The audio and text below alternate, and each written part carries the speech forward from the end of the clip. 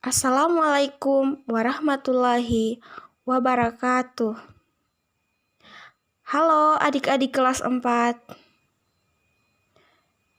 Hari ini kita akan belajar tentang tema 5 pahlawanku. Subtema 1 perjuangan para pahlawan. Muatan terpadu Bahasa Indonesia IPS IPA. Pembelajaran ke-1. Kompetensi dasar bahasa Indonesia. 3.7 Menggali pengetahuan baru yang didapat dari teks non-fiksi. 4.7 Menyampaikan pengetahuan baru dari teks non-fiksi ke dalam tulisan dengan bahasa sendiri. Kompetensi dasar IPS 3.4 Mengidentifikasi kerajaan Hindu, Buddha, dan Islam serta pengaruhnya pada kehidupan masyarakat masa kini di lingkungan daerah setempat. 4.4 Menyajikan hasil identifikasi kerajaan Hindu, Buddha, dan Islam serta pengaruhnya pada kehidupan masyarakat.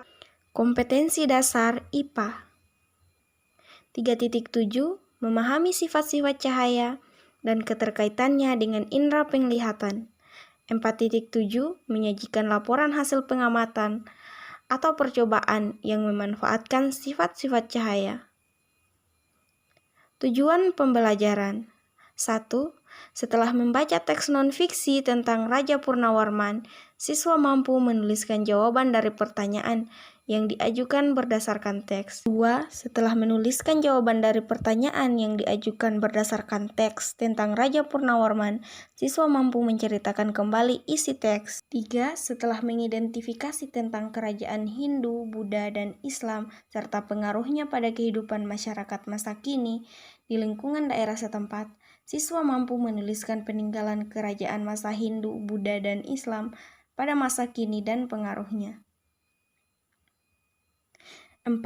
Setelah menuliskan peninggalan kerajaan masa Hindu, Buddha, dan Islam pada kehidupan masyarakat masa kini, siswa mampu membuat laporan peninggalan kerajaan masa Hindu, Buddha, dan Islam pada masa kini dan pengaruhnya bagi masyarakat.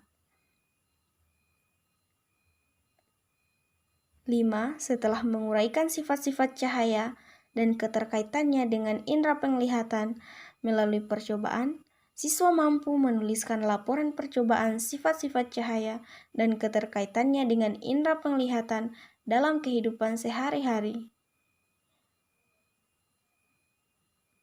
6.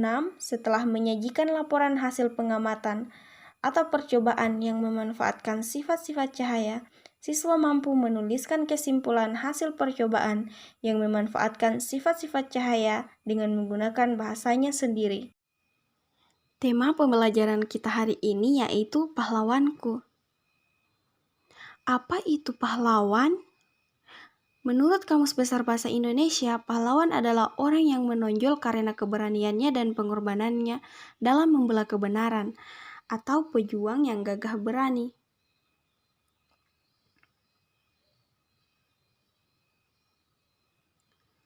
Menolong orang lain dengan ikhlas, berani, dan gigih merupakan sikap yang dimiliki oleh para pahlawan. Bagaimanakah perjuangan para tokoh di masa kerajaan Hindu, Buddha, dan Islam?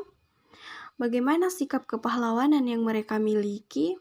Untuk mengetahuinya, ayo kita bersama-sama membaca teks Raja Purnawarman, Panji Segala Raja.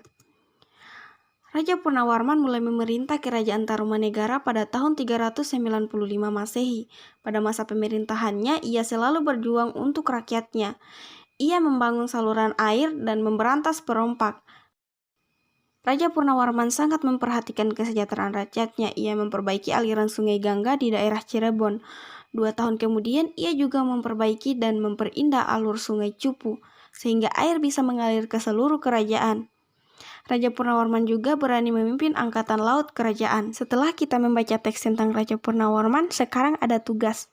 1. Tuliskan perjuangan yang dilakukan oleh Raja Purnawarman.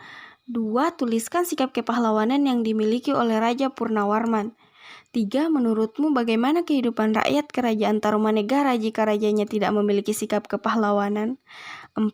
Ceritakan kembali secara tertulis isi teks berdasarkan jawaban-jawabanmu. Raja Purnawarman, yaitu raja dari kerajaan Tarumanegara. Ia disebut juga raja yang mendunia karena punya daerah kekuasaan yang luas. Ini tertulis di Prasasti Ciaruteun.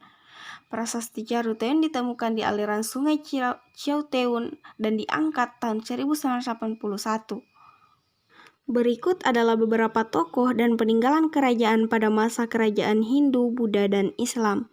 Peninggalan yang mereka wariskan bukan saja benda bersejarah, tetapi juga pemikiran dan nilai-nilai perjuangan. Cahaya merambat lurus. Sifat ini terjadi jika cahaya melewati satu medium perantara. 2. Cahaya menembus benda bening. Hal ini karena benda bening mampu meneruskan cahaya.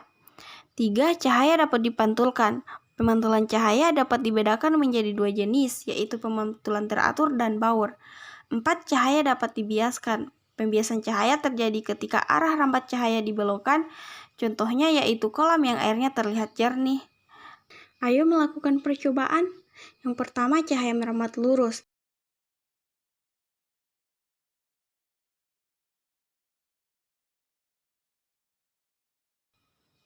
Dua, cahaya menembus benda bening.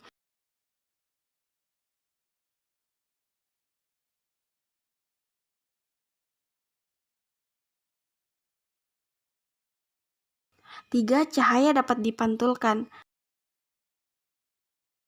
4.